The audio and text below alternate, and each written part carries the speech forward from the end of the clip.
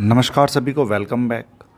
आज हम अपने क्वेश्चन पेपर का सेक्शन ए करेंगे, जिसमें केस स्टडी क्वेश्चंस आते हैं। 3 क्वेश्चंस आते हैं और हर क्वेश्चन 4 मार्क्स का होता है। उसके अंदर कुछ पार्ट्स होते हैं, तो हर पार्ट कितने मार्क्स का है वो आपको अंदर ही मिलेगा, पर टोटल क्वेश्चन 4 मार्क्स के होता है।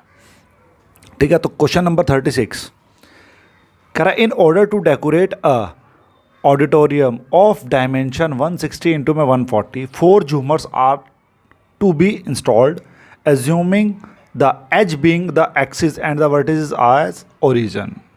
The position of the झूमर्स are described as A 40,30, B 40,80, C 120,80 and D 120,30. Based on the above information, answer the following questions. तो देखो, पहले क्वेश्चन को समझते हैं। करें, एक ऑडिटोरियम में 4 झूमर लगाई गई हैं। लेट हम एज्यूम कर लेते हैं कि मान लो ये ऑडिटोरियम की छत है। 4 झूमर लगाई गई हैं, एक यहाँ लगा दी, एक यहाँ लगा दी, एक यहाँ लगा दी, एक यहाँ लगा दी। तो इनके जो पॉइंट्स हैं, ए जो है वो है मेरा 40,30, बी जो है वो है 40,80, सी है मेरा 120,80 और जो डी है वो है 120,30। ये क्वेश्चन है। अब इसके बेस पर कुछ पार्ट्स दिए हुए हैं, इसके मुझे उसका आंसर फाइंड आउट करने हैं। फर्स्ट पार्ट में कह रहा है a switch is to be installed at the mid point of C D. ये सी डी दिया हुआ है, सी डी के मिड पॉइंट में कोई एक पॉइंट को एक स्विच को इंस्टॉल कर रहा है।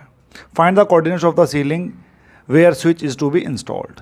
कि ये 2 पॉइंट्स हैं सी और डी, इनके बीच में एक स्विच को वो इंस्टॉल कर रहा है, तो मुझे उसके कोऑर्डिनेट्स निकालने हैं।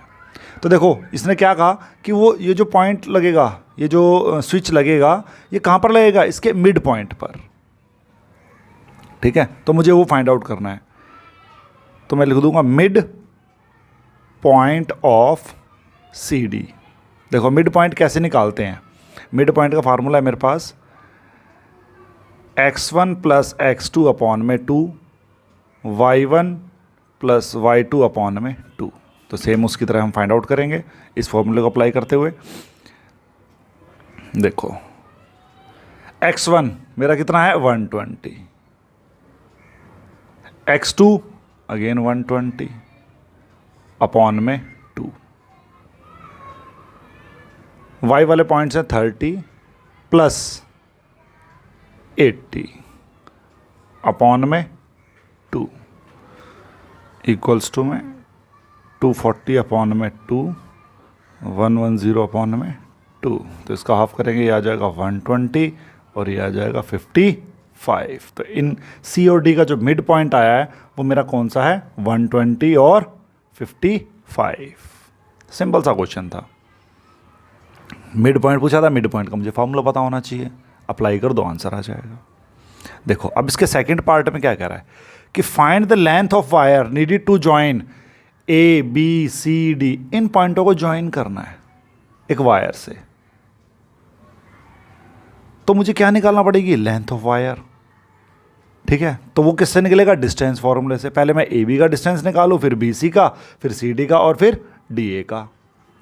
तो देखो, निकालते हैं। पहले ए बी का डिस्टेंस निकालते हैं। अब डिस्टेंस फार्मूला देखो क्या होता है,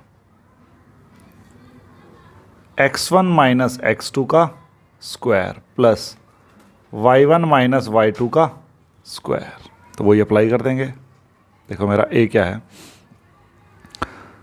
40 माइनस 40 का स्क्वायर प्लस 30 माइनस 80 का स्क्वायर, जो कि क्या आ जाएगा? देखो, 40 माइनस 40 है तो 0 हो गया, प्लस 80 माइनस 30 तो क्या आ जाएगा? माइनस का 50, इसका होल स्क्वायर। इट मीन्स 50 का होल स्क्वायर। तो आंसर क्या आ जाएगा? 50। अब मैं निकालता हूं बी सी। बी और सी 40 माइनस 120 का होल स्क्वायर प्लस 80 माइनस 80 का स्क्वायर। देखो, यहां आ जाएगा 80 का स्क्वायर प्लस ये हो जाएगा 0 आपका। तो अंडर रूट 80 स्क्वायर, तो बाहर क्या आ जाएगा 80। फिर हम निकालते हैं सी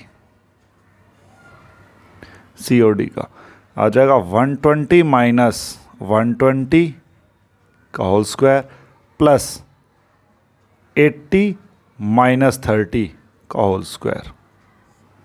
120 माइनस 120 0 प्लस 50 का स्क्वायर,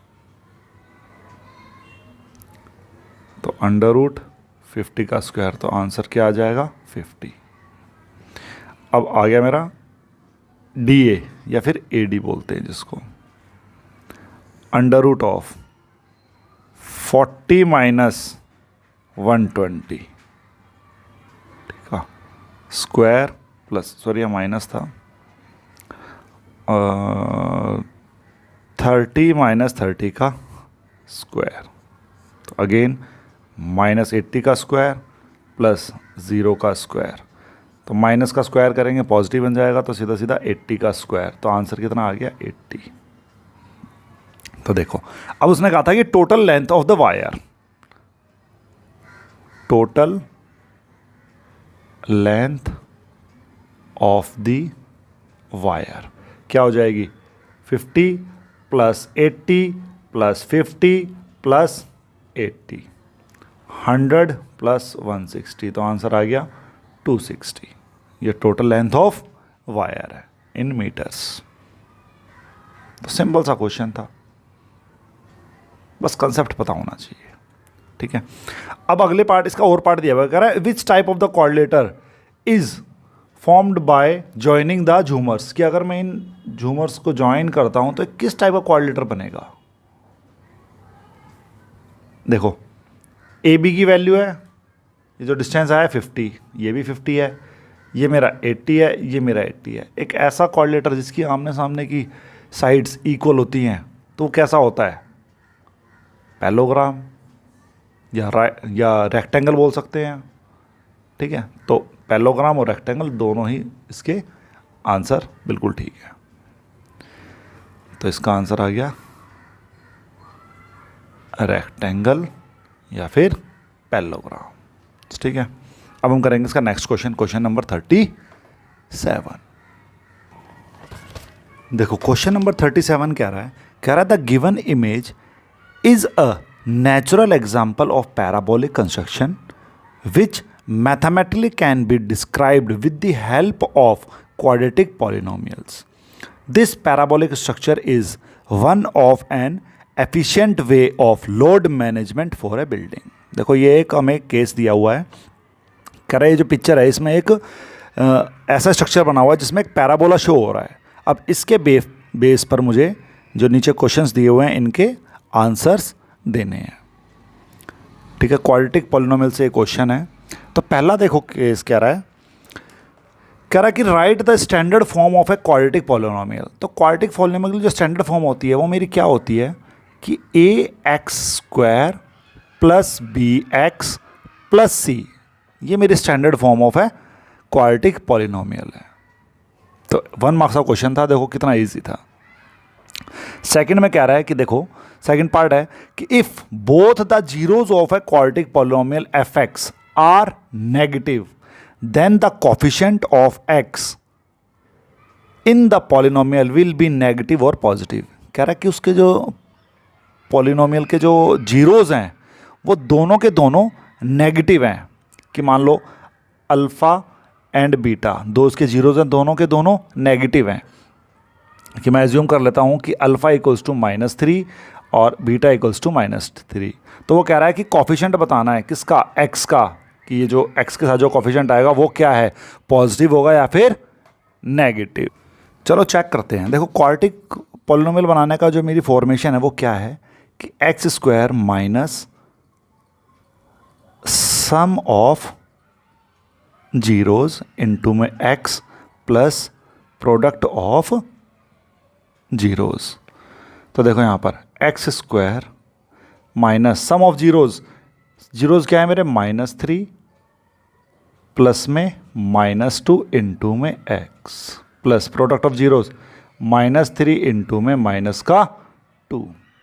तो x² minus, plus minus minus, तो -3 -2 इंटू में x प्लस -3 इंटू में -2 +6।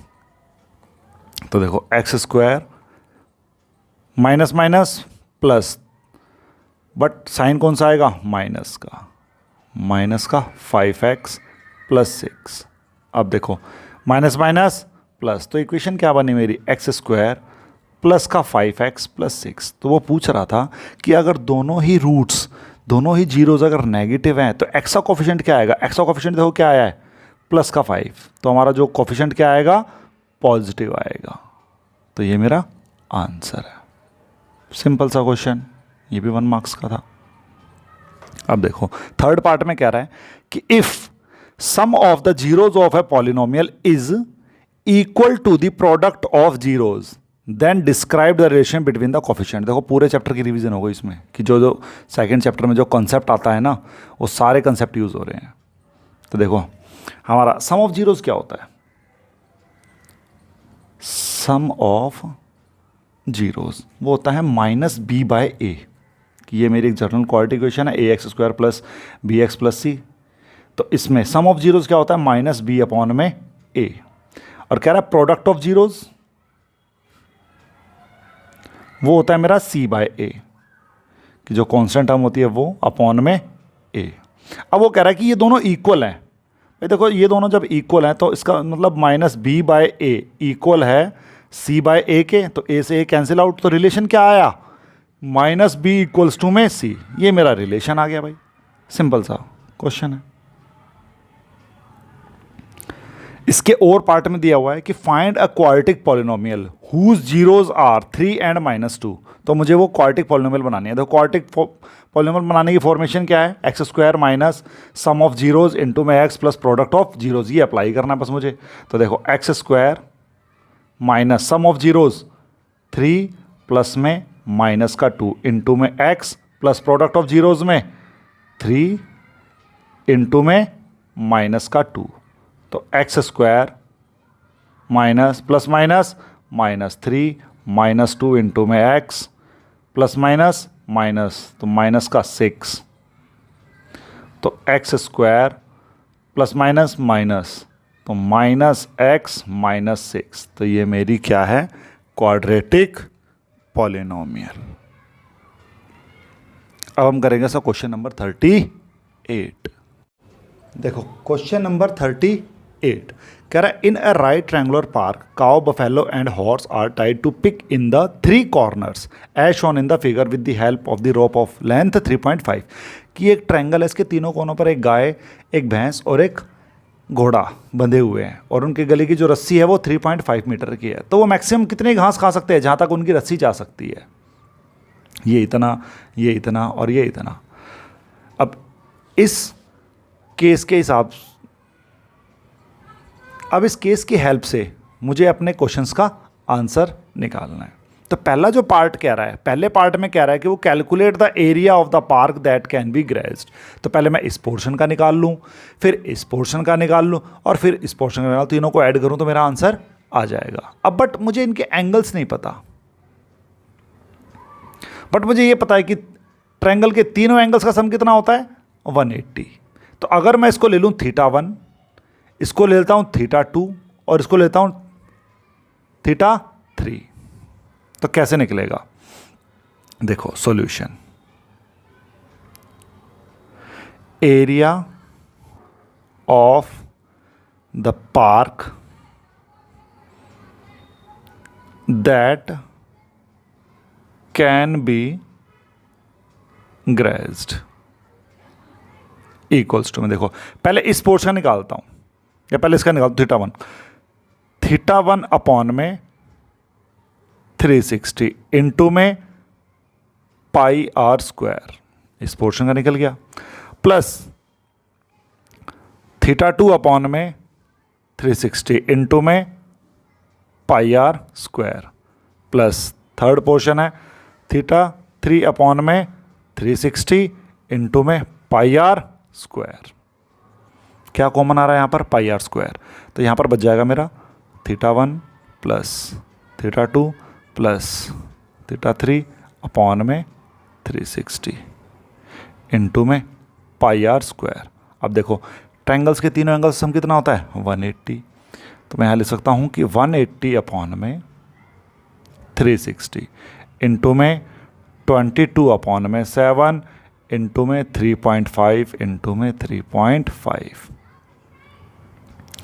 इसको इससे काट दूंगा 1/2 हो इंटू में 3.5 अपॉन में 10 अपॉन में 10।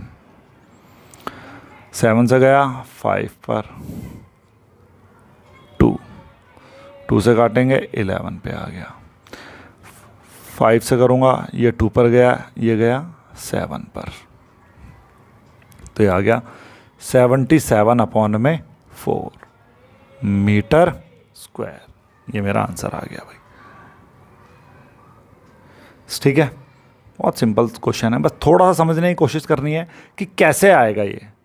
एंगल्स मुझे पता नहीं थे, पर तीनों एंगल्स को मैंने ऐड कर लिया तो उसका सम कितना आ जाएगा 180।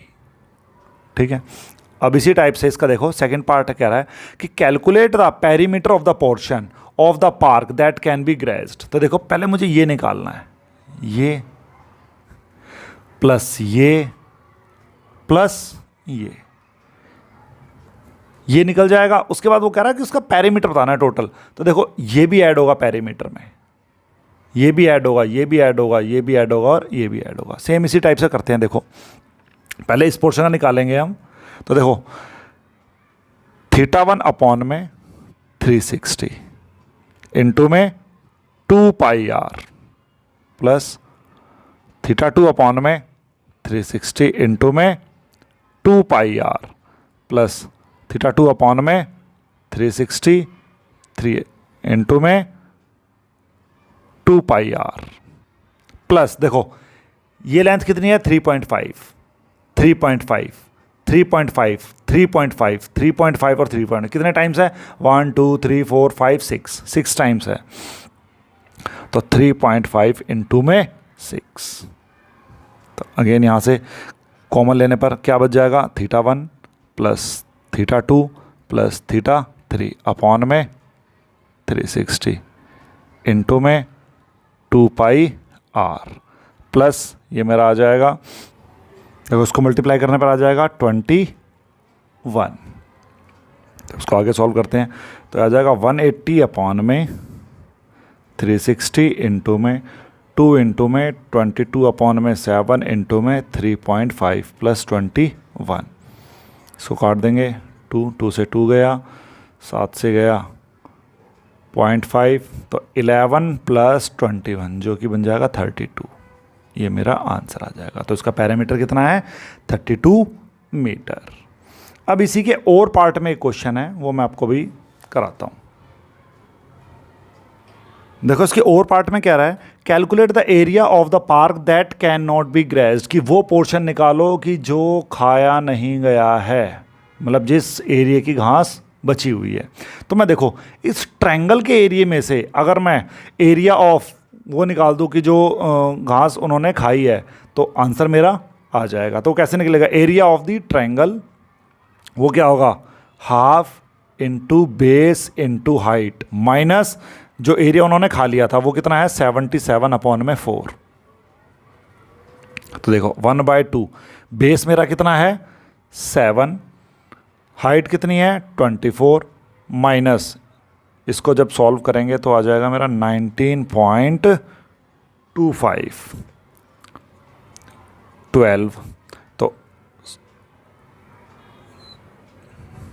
84 माइनस में 19.25, तो आंसर आ जाएगा मेरा 64.75 मीटर स्क्वायर। तो ये मेरा आंसर है।